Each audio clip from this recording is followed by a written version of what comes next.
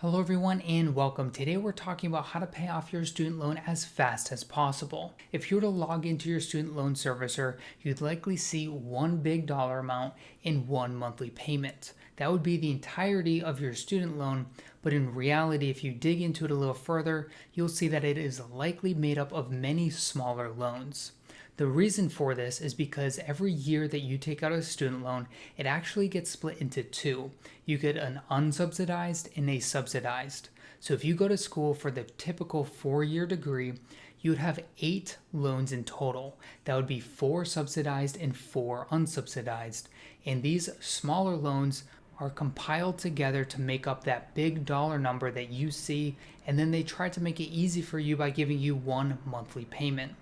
Technically, this isn't consolidated, it's just grouping them together, but they are still very much individual loans. Now, if you look at all these different loans in your account, you likely see that all of them have a different balance or a different dollar amount, and they likely all have different interest rates as well.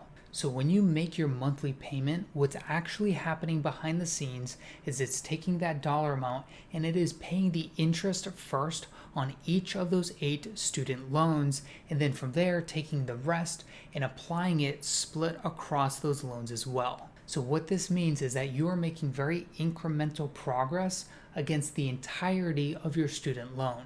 So what happens if you make an extra loan payment?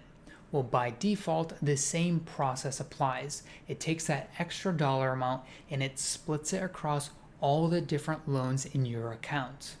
But you don't have to do this. As I noted previously, each of those probably have a different dollar amount and probably have a different interest rate. So now that introduces the question, should we be using Dave Ramsey's Snowball method or the debt Avalanche method where you target the highest interest rates first and pay those loans down first?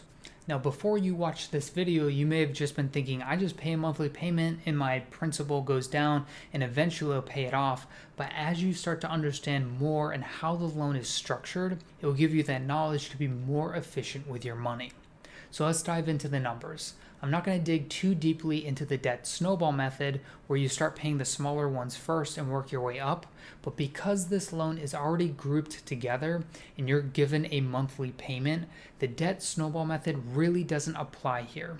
So again, I'm not going to really dig into the math here, but if you were to start paying off the smaller loans first, your monthly payment really isn't going to change because again, these loans are already grouped together. So let's look at the debt avalanche method where we're going to target the highest interest rates first. Does that have an impact on paying off my debt any faster? And the answer is yes. All of those 8 loans are grouped together, but they still cost you a different amount of money. Some of those loans are more expensive than others. So if you target the ones that have higher interest with the extra amount that you pay, you could actually knock out those ones so your overall student loan becomes less expensive as you continue to pay it off. That is because your entire student loan, that big dollar number that they give you in that one monthly payment, is based off of all 8 of these loans, but they're not all created equal. Some of them are costing you more money, and if you can eliminate those ones first, it helps you save that money that you would have been paying towards interest to pay off towards principal. And you might be wondering, how do I know this? This is actually because this is the exact process that I am using to get ahead in my own debt payoff plan.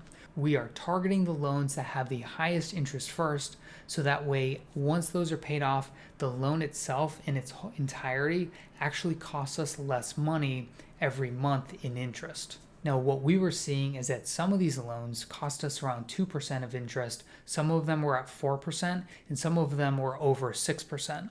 So that means the ones that were over 6% were accruing interest over 3 times faster than the 2% ones.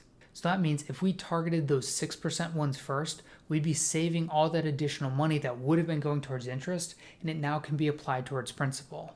So I hope that basic explanation helps you understand the structure of your student loan and how to take advantage of that wisdom to be more efficient with how you're paying off your debt. Again, that one big dollar number that they give you is actually a compilation of 8 or however many smaller loans that you have left, and each of those loans probably cost you a different amount, and you can choose to target the more expensive ones first. Again, by default, the system will naturally take your extra money and split it evenly, but you can choose to actually have it pay off the more expensive ones first. That way you're getting ahead faster. So with that, I hope this explanation of how your student loan is structured helps you to understand how it's working behind the scenes and how you can use that information to pay it off even faster. If you enjoyed this video, I ask that you please like and subscribe. Thank you.